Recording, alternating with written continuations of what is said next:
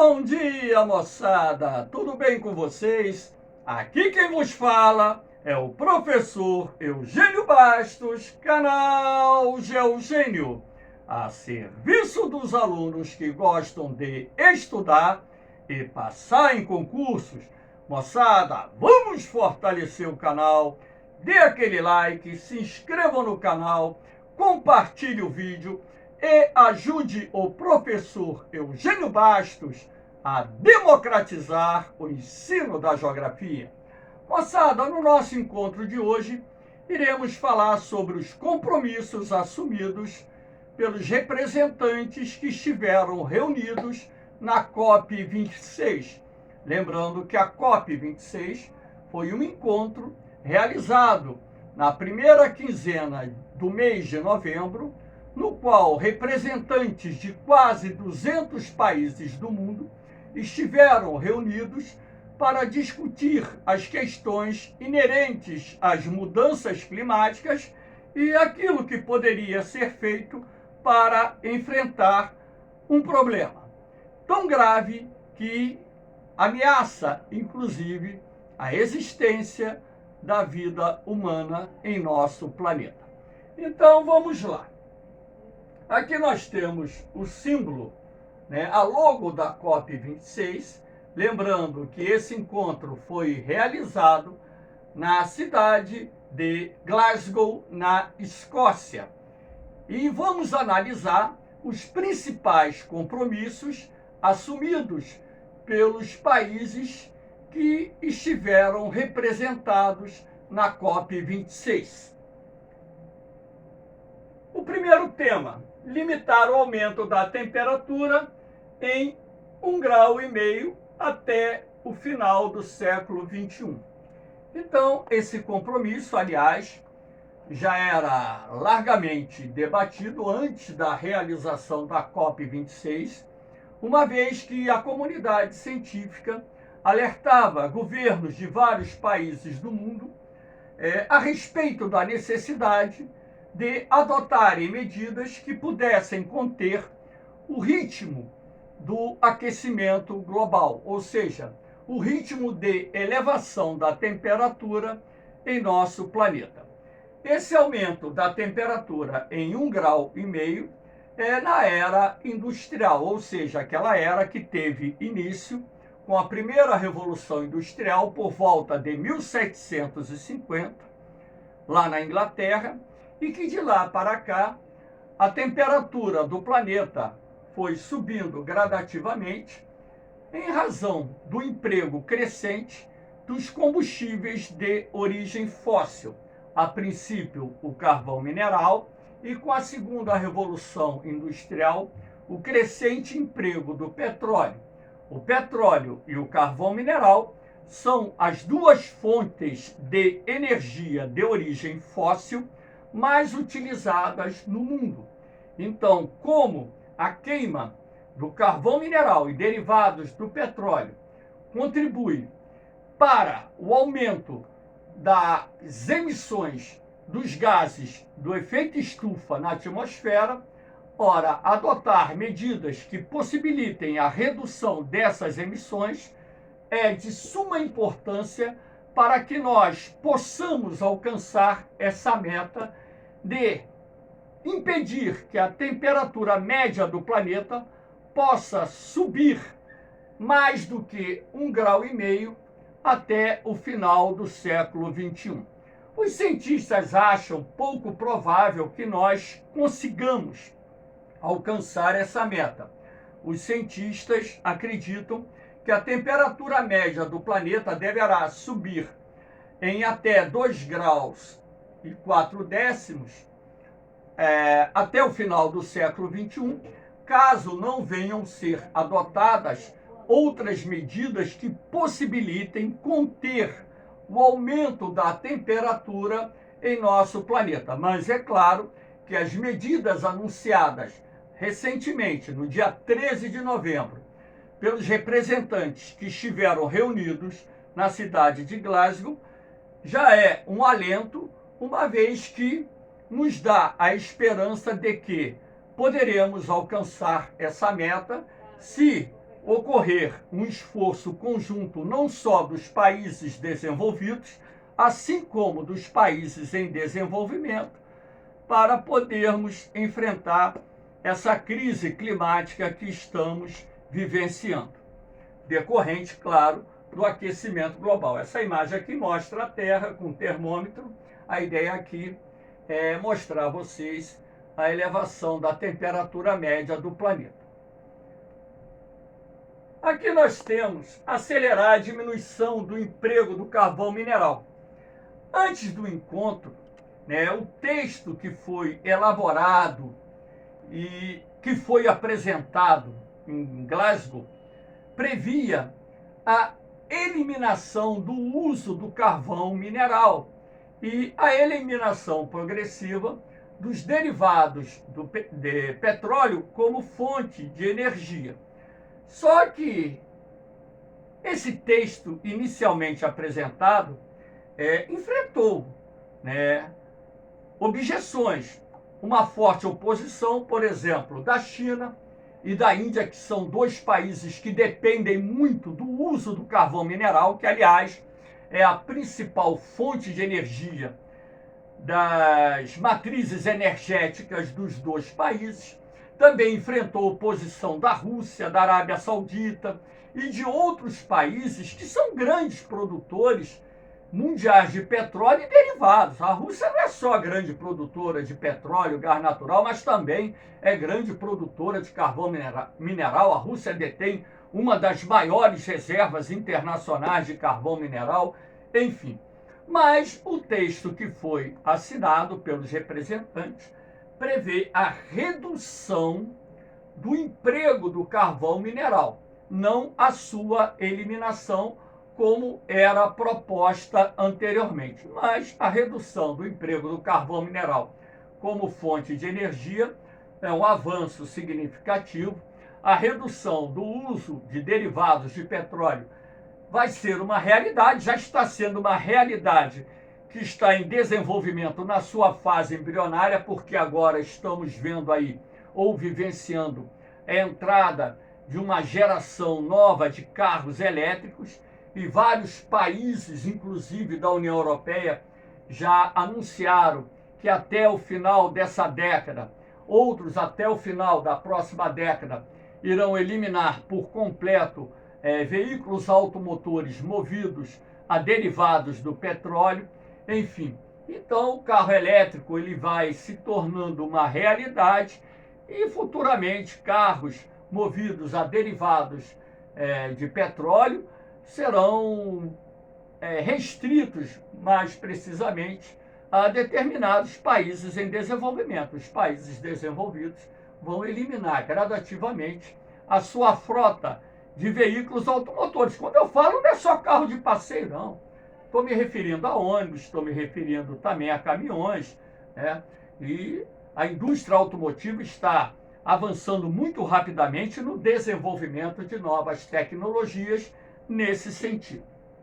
Essa imagem aqui mostra as emissões derivadas da queima do carvão mineral, que é um combustível de origem fóssil que dá uma contribuição muito grande para o aumento da concentração de CO2 na atmosfera, que é um dos principais gases do efeito estufa. A redução das emissões de dióxido de carbono em 45% até 2050. Então, essa redução em cima das emissões de CO2 de 2010. É uma proposta audaciosa que pode ser alcançada, com certeza pode-se existir, de fato, um esforço por parte de todos os países, sobretudo aqueles que mais contribuem para as emissões de CO2 na atmosfera. Sendo assim, poderíamos caminhar na direção daquela proposta dos ambientalistas de carbono neutro, ou seja, zerar o aumento da concentração de dióxido de carbono na atmosfera nas próximas décadas. É uma proposta plausível, acredito que sim, mas também tenho a plena consciência que é difícil de ser conseguida. Agora, essa redução em 45% é plausível, apesar de também achar que essa meta não vai ser alcançada. Eu não sou pessimista não, tá? Com 40 anos de magistério, eu sou muito realista. Eu sou ambientalista, mais do que eu, talvez ninguém brigue tanto pelo meio ambiente nesse planeta. Eu sou um ambientalista de carteirinha e conhecedor do assunto. Aqui você tem acelerar a transição energética para fontes de energia limpas. Isso vem acontecendo em vários países desenvolvidos, principalmente da União Europeia.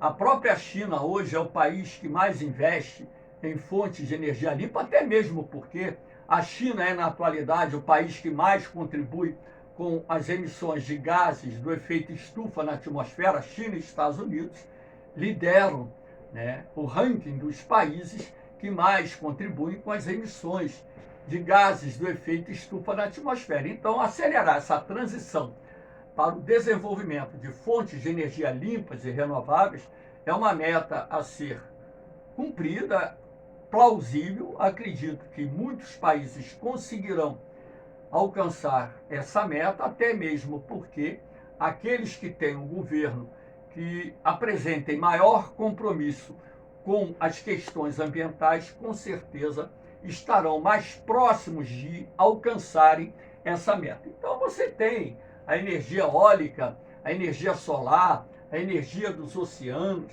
as células de combustível, como exemplos de fontes de energia limpas que podem e estão sendo desenvolvidas no mundo. Então, essa aceleração da transição energética para fontes de energia limpa e renovável, eu acredito que essa meta será cumprida inicialmente nos países da União Europeia, onde o processo se encontra mais avançado. Lembrando que o Brasil também se destaca dentro do contexto no desenvolvimento de fontes de energia limpas e renováveis, até mesmo porque a situação geográfica do Brasil favorece muito nessa questão. Aqui você tem zerar o desmatamento até 2030. Essa meta aqui eu acho talvez a mais difícil de todas. Por quê? Ora, porque a população mundial ela continua crescendo. Então a previsão é que a população mundial ultrapasse a casa dos 9 bilhões de habitantes em 2050. Ora, na medida em que a população aumenta no planeta, a pressão sobre os recursos naturais também cresce. Ora, os países em desenvolvimento, que porventura correspondem à maioria dos países existentes no mundo, têm suas economias fortemente vinculadas ao setor primário, sobretudo ao setor agroexportador. Sendo assim, as pressões sobre os biomas existentes nesses países continuarão não só existindo, como crescendo. E essas pressões vão acelerando o quê?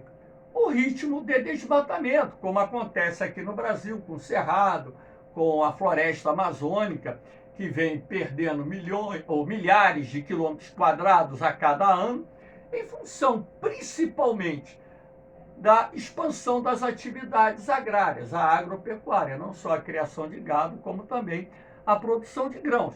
Isso vem ocorrendo em outros países da América Latina, em países da África, em países do sul-sudeste asiático, que ainda possuem áreas com florestas remanescentes. Então, eu acredito que zerar o desmatamento até 2030, 9 anos, nós estamos em 2021, acho essa proposta inviável, não será alcançada. Pode haver sim uma redução do desmatamento, isso é plausível. Agora, zerar, com certeza, infelizmente, não conseguiremos. Isto porque os interesses políticos e econômicos estarão e continuarão falando mais alto do que os interesses e as questões ambientais existentes no mundo. Infelizmente, essa é uma realidade e a gente não pode pensar diferente. Quem dera que conseguíssemos não só zerar esse desmatamento, mas começar a recuperar áreas degradadas do planeta com projetos e programas de reflorestamento com espécies nativas para recuperar parte da biodiversidade que se perdeu em nosso planeta. Aqui nós temos a contribuição nacionalmente determinada, o NDC.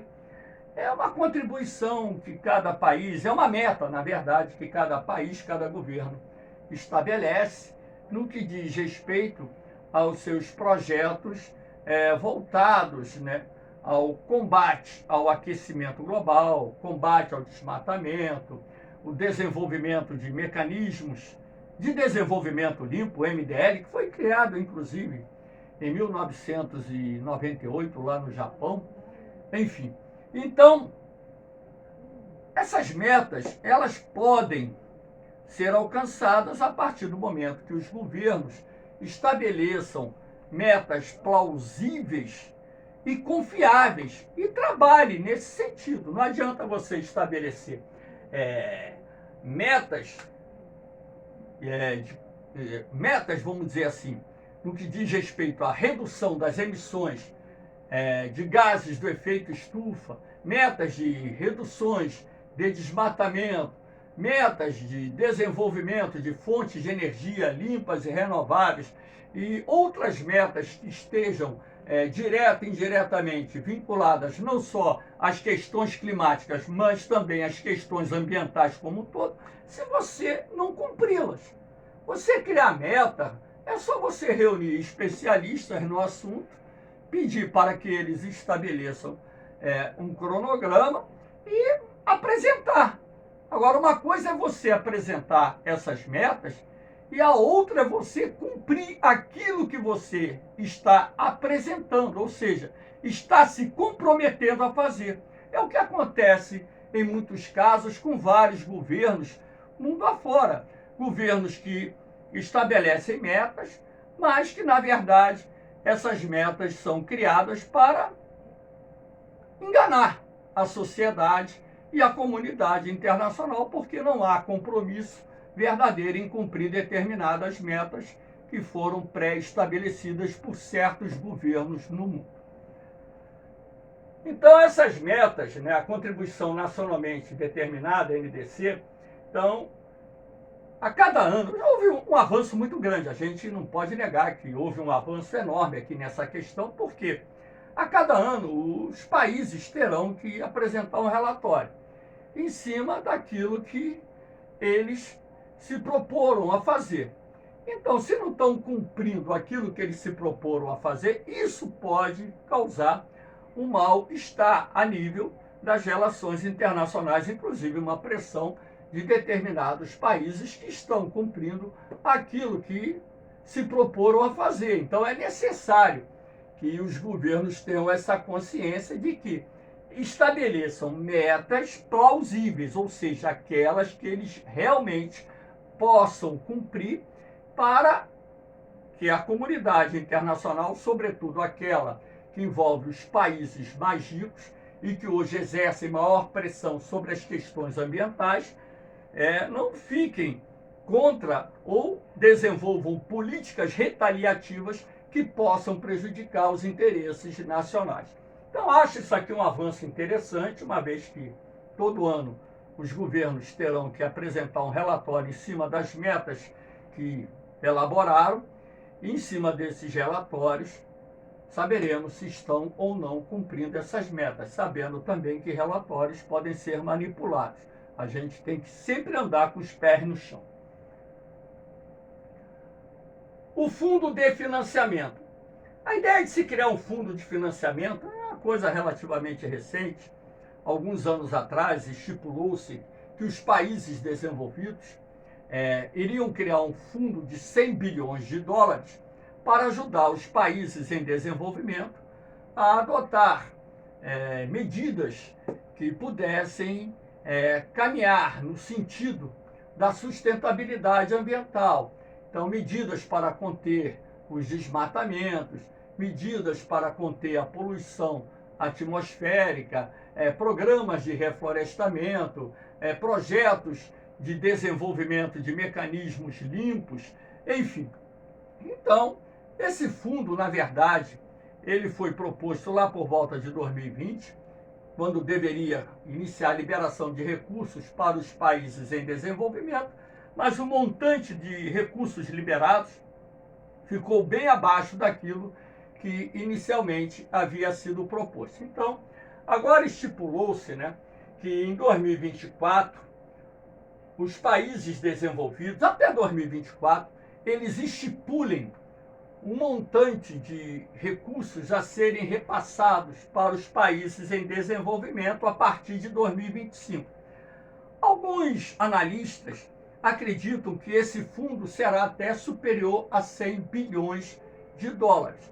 E se de fato isso acontecer e esses recursos forem enviados para os países em desenvolvimento e os governos desses países aplicarem esses recursos em projetos ou programas de sustentabilidade ambiental, é um avanço considerável, apesar de achar também que não vai resolver o problema como um todo, mas já vai ser uma ajuda importante a ser concedida a esses países.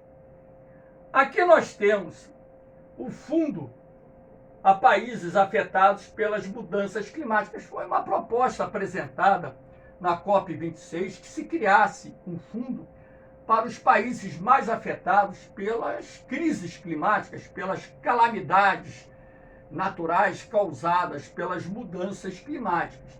Só que os Estados Unidos, países da União Europeia e alguns outros países foram contrários à criação desse fundo para ajudar países em desenvolvimento afetados pela crise climática e as calamidades naturais decorrentes dessa crise climática. O que eles acharam que pode ser feito é estabelecer um programa de ajuda que vai envolver não só recursos dos países desenvolvidos, assim como de grandes instituições financeiras que ajudariam esses países a enfrentarem as calamidades naturais decorrentes das crises climáticas ou das mudanças climáticas em curso, não só vinculadas à elevação do nível do mar, como também as tempestades, os furacões, as secas, os incêndios florestais, que são alguns dos problemas que, direta e indiretamente, são potencializados pelas mudanças climáticas em curso no nosso planeta. Moçada, espero que vocês tenham gostado da nossa aulinha. Aqui nós temos, para encerrar o nosso encontro, eu coloquei aqui os grupos de apoio que eu tenho lá no Facebook, para que vocês possam também ter acesso aos meus materiais escritos, ou seja, os módulos das minhas apostilas, bancos de questões, provas comentadas, artigos que são publicados pela imprensa, que são muito importantes porque atualizam as informações que direta e indiretamente estão vinculadas à geografia, e também, logicamente, artigos que eu escrevo sobre temas geográficos que estão acontecendo o mundo afora. Espero, portanto, aqueles que tiverem interesse também podem seguir meu Instagram, Prof. Eugênio Bastos.